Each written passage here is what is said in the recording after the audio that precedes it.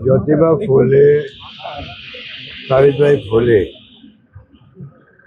उन्होंने सबने इस देश के इतिहास में नाम दर्ज करवाया। उस जमाने के आपने सुने हुए किस्से कहानी है, किस प्रकार जब शिक्षा को लेके भी महिलाओं को पढ़ाने की पाप समझते थे, उस जमाने में ज्योतिबा फूले ने, सावित्रीबाई फूले ने जो क्रांति की है, कई तरह के दुर्व्यवहार को सहन करते हुए, वो भी एक इतिहास में दर्ज है। इस प्रकार के माहौल में उन्होंने काम किए थे, इसलिए आज के युग में भी उनको याद करते, पूरा देश याद करता है। और उनके जो सिद्धांत थे, जो सोच थी, उसको लोग अपनाते हैं। आजकल तो तमाम राजनीतिक पार्टी भी उनका नाम लेने लग गई है। तो आज वक्त आ गया है, जो वर्तमान में माहौल है उसको देखते हुए मेरा मानना है कि ज्योतिबा फूले, सावित्रीबाई फूले के जो प्रिंसिपल पॉलिसी थी, उसी प्रकार से जो महात्मा गांधी के प्रिंसिपल पॉलिसी थे और डॉक्टर अंबेडकर के जो प्रिंसिपल थे, सिद्धांत थे, नीतियाँ थी, इन सबको लेकर के युवा पीढ़ी तक ये मैसेज जाए।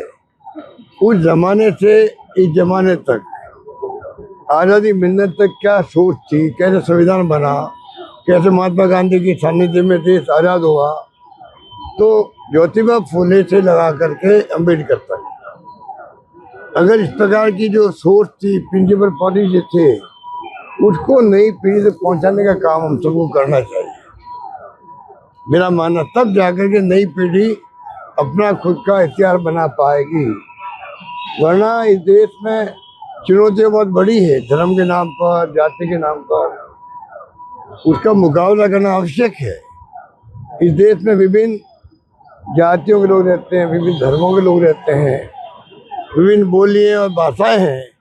ऐसे मुल्क को एक अखंड रखने की बहुत बड़ी चुनौती होती है, जिसके लिए इंदिरा गांधी ने जान दे दी, खालिस्तान ने बनने दिया। तो कहने का मतलब ये है कि वक्त आ गया कि हम देश के फ्यूचर को देखते हुए नई जनरेशन के माध्यम से नई पीढ़ी से बातें पहुँचे, किस प्रकार के त्याग, बलिदान और समाज सुधार के काम हुए थे, तब जाकर के नई पीढ़ी सक्षम होगी इस भावनाओं को आगे पहुँचाने के लिए।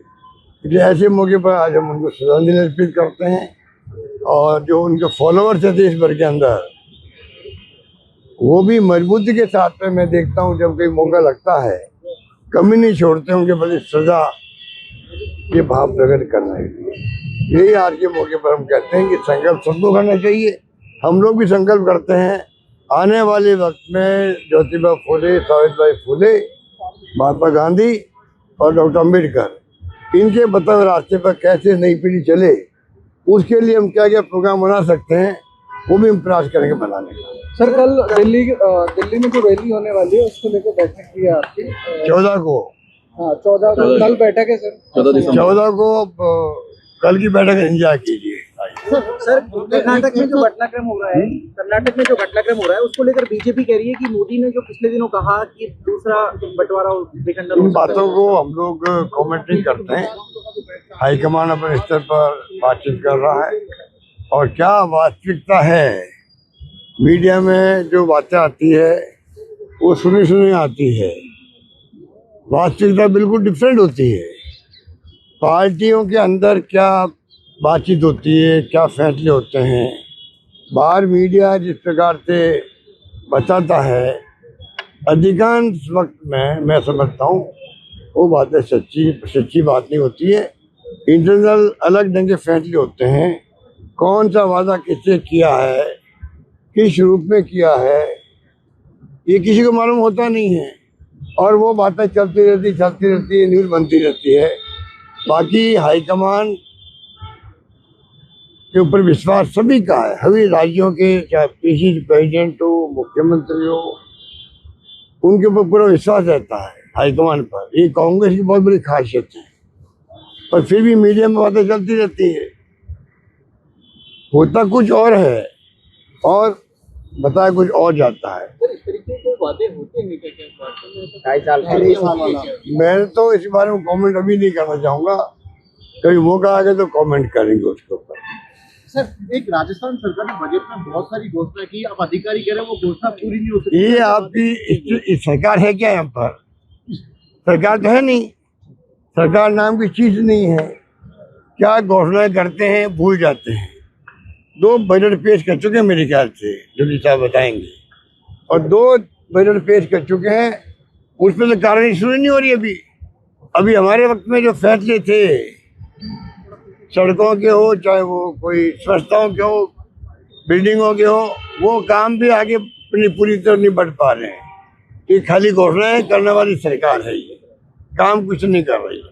मुख्यमंत्री जी ने कहा उसके बयान पर कि अधिकारी किसी सरकार के नहीं होते। उन्होंने ठीक कहा, मुख्यमंत्री बिल्कुल ठीक कहा, अधिकारी किसी सरकार के नहीं होते। मैं भी यही कहता हूँ। ये तो बात इसलिए छिड़ी थी, उन्होंने कहा था कि पिछली गवर्नमेंट वक्त में भ्रष्टाचार वाले अधिकारी लग गए थे, तब मैंने उनको जवाब दिया उन्हीं अधिकारियों का आप काम ले रहे हो, ये मैंने कहा था। तो मुख्यमंत्री बिल्कुल ठीक कह रहे हैं, अधिकारी किसी सरकार के नहीं होते। तो आपने तो गलत पहल करी थी, और योजनाएं किसी सरकार की नहीं होती है।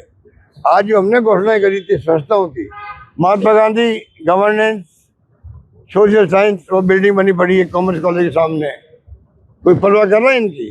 राजस्थान भर में बड़ी बड़ी संस्थाएं खड़ी हो गई है, काम पूरे हो गए हैं। अब मेरे पास कई उदाहरण है, अभी मैं क्या बताऊँ आपको, अलग से बोलूँगा आप सबको। वो कोई काम आगे बढ़ ही नहीं रहे हैं, कागजों में है। इसलिए वो सरकारी योजनाएं, सरकार किसी की भी हो, योजना सरकार की होती है, मैं भी कहता हूँ पब्लिक की होती है, उनको पूरा क्यों नहीं कर पा रहे हो?